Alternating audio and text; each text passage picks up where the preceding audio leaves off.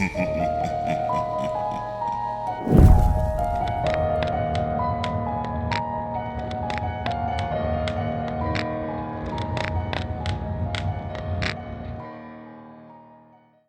couple of days ago, I posted a story called Footsteps here on No Sleep. There were a number of questions that made me curious about certain details about my childhood, and so I spoke with my mother. Exasperated by my questions, she said, "Why don't you just tell them about the damn balloons if they're so interested?" And as soon as she said that, I remembered so much about my childhood that I had forgotten. This story will provide some greater context for the previous story, which I think you should read first. Though the order isn't of vital importance, reading that story first will put you in my place more effectively, since I remembered the events of Footsteps first. If you have any questions or anything, feel free to ask and I'll try to answer them. Also, both stories are long, so heads up on that.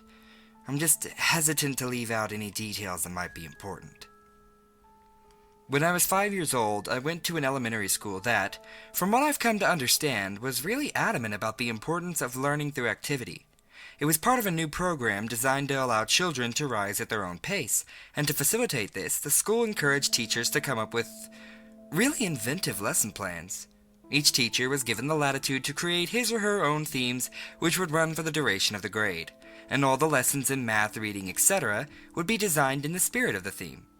These themes were called groups. There was a space group, a sea group, an earth group, and the group I was in, community. In kindergarten in this country, you don't learn much except how to tie your shoes and how to share, so most of it isn't very memorable. I only remember 2 things very clearly.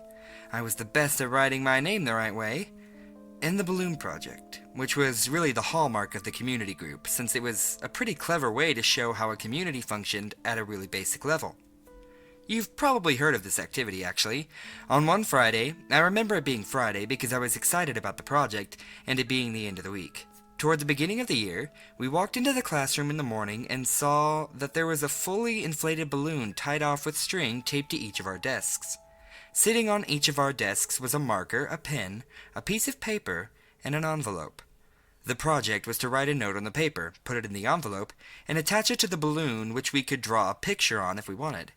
Most of the kids started fighting over the balloons because they wanted different colors, but I started on my note, which I had thought a lot about. All the notes had to follow a loose structure, but we were allowed to be creative within those boundaries. My note was something like this. "Hi, you found my balloon. My name is blank, and I attend blank elementary school. You can keep the balloon, but I hope you write me back. I like Mighty Max, exploring, building forts, swimming, and friends. What do you like? Write me back soon. Here's $1 for the mail." On the dollar, I wrote 4 stamps right across the front, which my mom said was unnecessary, but I thought it was genius, so I did it.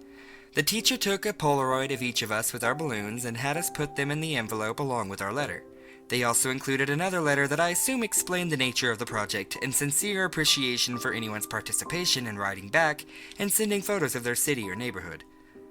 That was the whole idea, to build a sense of community without having to leave the school, and to establish safe contact with other people. It seemed like such a fun idea. Over the next couple of weeks, the letters started to roll in. Most came with pictures of different landmarks, and each time a letter would come in, the teacher would pin the picture on a big wall map we had put up, showing where the letter had come from and how far the balloon had traveled. It was a really smart idea, because we actually looked forward to coming to school to see if we had gotten our letter. For the duration of the year, we had 1 day a week where we could write back to our pen pal or other students' pen pals in case our letter hadn't come in yet. Mine was one of the last to arrive. When I came into the classroom, I looked at my desk and once again didn't see any letter waiting for me, but as I sat down, the teacher approached me and handed me an envelope. I must have looked so excited because as I was about to open it, she put her hand on mine to stop me and said, "Please don't be upset." I didn't understand what she meant. Why would I be upset now that my letter had come? Initially, I was mystified that she would even know what was in the envelope, but now I realize that of course the teachers had screened the contents to make sure that there was nothing obscene, but all the same, how could I be disappointed? But when I opened the envelope, I understood what she meant. There was no letter. The only thing in the envelope was a Polaroid. but I couldn't really make out what it was. It looked like a patch of desert, but it was too blurry to decipher. It appeared as if the camera had been moved while the picture was being taken. There was no return address, so I couldn't even write back if I wanted to. I was crushed. The school year passed on, and the letters had stopped coming for nearly all of the other students. After all, you can only continue a written correspondence with a kindergartner for so long. Everyone, including myself, had lost interest in the letters almost completely. And then I got another envelope. My excitement was rejuvenated, and I reveled in the fact that I was still getting a letter when most of the other pen pals had abandoned their involvement. It made sense that I received another delivery. There had been nothing but a blurry picture in the first one, so this was probably to make up for that. But again, there was no letter at all. Just another picture. This one was more distinguishable, but I still didn't understand it. The photograph was angled way up, catching the top corner of a building, and the rest of the image was distorted by a lens flare from the sun. Because the balloons didn't travel very far, and because they were all launched on the same day, the board became a bit cluttered, and so the policy for the students still exchanging letters became that they could take the photographs home. My best friend Josh had the second highest number of pictures taken home by the end of the year. His pen pal was really cooperative and sent him pictures from all around the neighboring city. Josh took home, I think, 4 pictures. I took home nearly 50. The envelopes were all opened by the teacher, but after a while I stopped even looking at the pictures. However, I saved them in one of my drawers that housed my collection of rocks, baseball cards, comic book cards, Marvel metal cards for those who might remember, and little miniature baseball batting helmets that I'd get out at a vending machine at Winn-Dixie after t-ball games.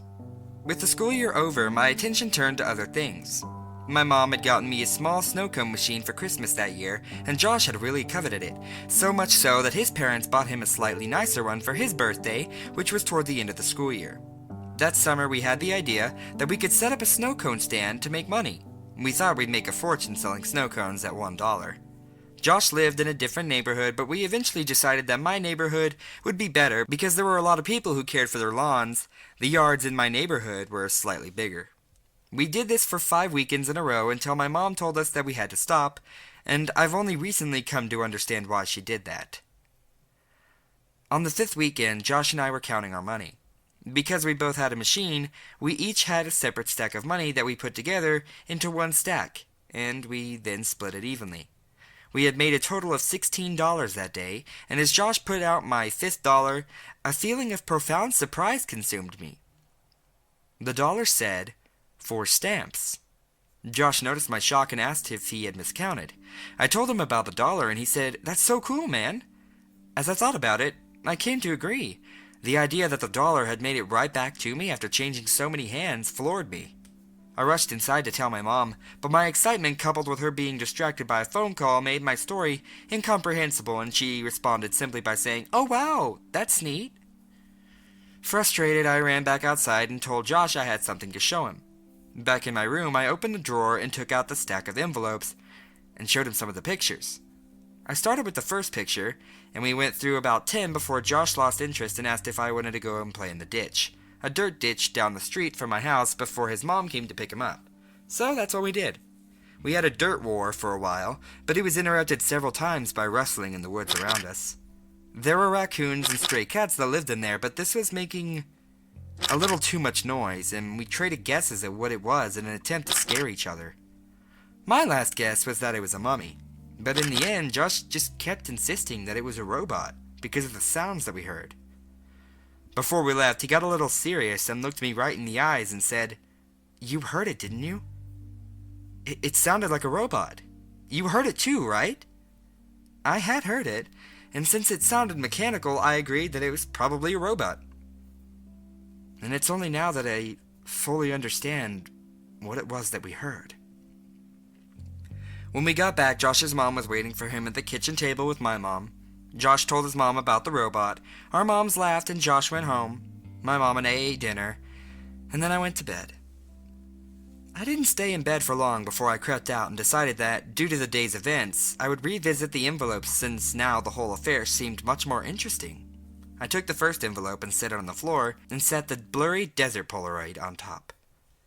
I laid the second envelope right next to it and placed the oddly angled Polaroid of a building's top corner on top, and did this with each picture until they formed a grid that was about 5 by 10. And I was always taught to be careful with things that I was collecting, even if I wasn't sure that they were valuable. I noticed that the pictures gradually became more decipherable. There was a tree with a bird on it, a speed limit sign, power line, a group of people walking into some building. And then I saw something that vexed me so powerfully that I can now, as I write this, distinctly remember feeling dizzy and capable of only a single repeating thought. Why am I in this picture? In the photograph of the group of people entering the building, I saw myself holding hands with my mother in the very back of the crowd of people. We were at the very edge of the photo, but it was undeniably us. And as my eyes swam over the sea of Polaroids, I became increasingly anxious. It was a really odd feeling. It wasn't fear, but it was the feeling that you get when you're in trouble. I'm not sure why I was flooded with that feeling, but there I sat, floundering in the distinct sense that I had done something wrong. And this feeling only intensified as I looked on at the rest of the photos after the one that had so powerfully struck me. And I noticed something. I was in every photo. None of them were close shots, none of them were of only me. But I was in every single one of them. Off to the side, in the back, bottom of the frame. Some of them only had the tiniest part of my face captured at the very edge of the photo, but nevertheless, I was there. I was always there. I didn't know what to do. Your mind works in funny ways as a kid, but there was a large part of me that was afraid of getting in trouble simply for still being up. Since I already had the looming feeling of having done something wrong, I decided that I would wait until tomorrow. The next day, my mom was off work and spent most of the morning cleaning up around the house. I watched cartoons, I imagine, and waited until I thought it was a good time to show her the Polaroids. When she went out to get the mail, I grabbed a couple of the pictures and put them on the table in front of me as I sat waiting for her to come back in. When she returned, she was already opening the mail and threw some junk mail into the trash can, and I said, "Mom, can you come here a second? I have these pictures. Just give me a minute, honey. I need to mark these on the calendar." After a minute or two, she came and stood behind me and asked what I needed. I could hear her shuffling with the mail behind me, but I just looked at the Polaroids and told her about them. As I explained more and pointed to the pictures, her frequent uh-huhs and okays decreased, and she was suddenly completely quiet and only making a little noise with the mail. The next noise I heard from her sounded as if she was trying to catch her breath in a room that had no air left in it. At last, her struggling gasps were conquered, and she simply dropped the remaining mail on the table and ran to the kitchen to get the phone. "Mom, I'm sorry. I didn't know about these. Don't be mad at me." With the phone pressed to her ear, she was walking and running back and forth and shouting into it. I nervously fiddled with the mail sitting next to my Polaroids. The top envelope had something sticking out of it that I thoughtlessly and anxiously pulled on until it came out. It was another Polaroid. Confused, I thought that somehow one of my Polaroids had slipped into the stack when she threw the mail down, but when I turned it over and looked at it, I realized that I had not seen this one before, and to my dismay, it was me. But this one was a much closer shot. I was surrounded by trees and was smiling, but it wasn't just me, I noticed. Josh was there too. This was us from yesterday. I started yelling for my mom, who was still screaming into the phone, and I repeatedly yelled for her until she finally responded with, "What?" And I could only think to ask, "Who are you calling?" "I'm talking with the police, honey." But why? I'm sorry. I didn't mean to do anything." And she answered me with a response that I never understood until I was forced to revisit these events from the earliest years of my life. She grabbed the envelope off the table, and the picture of Josh and I spun and slid, landing next to the other Polaroids in front of me. She held the envelope up to my eyes, but I could only look at her and watch as all the color began draining out of her face. With tears welling up in her eyes, she said that she had to call the police because There was no postmark.